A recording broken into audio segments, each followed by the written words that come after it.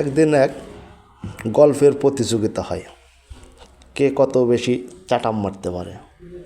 তো সেই প্রতিযোগিতায় দুইজন লোক অংশগ্রহণ করেছে।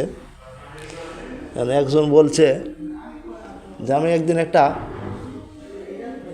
ঝাড়ে গেছিলাম, বাঁশ কাটার জন্য। যায় বাঁশের গোড়া কাটার পরে এই বাঁশ আর টানা নামাতে পারছি না। পরে তাকায় দেখি বাঁশটা আকাশের সাথে ঠেকে গেছে। আর পরে এই বাঁশের মাঝখানে ওটা মাঝখানে কাইটা সেই বাঁশ নিয়ে বাড়িতে আসি। এই গল্প শোনার পরে দ্বিতীয় ব্যক্তি বলতেছে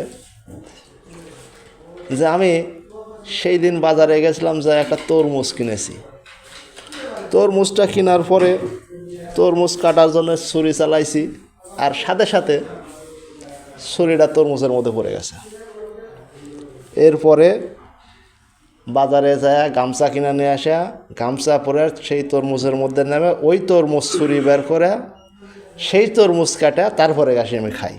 এখন বন্ধুরা আপনারা বলেন যে এই দুজনের মধ্যে বড় চাটামবাজ কে? ধন্যবাদ।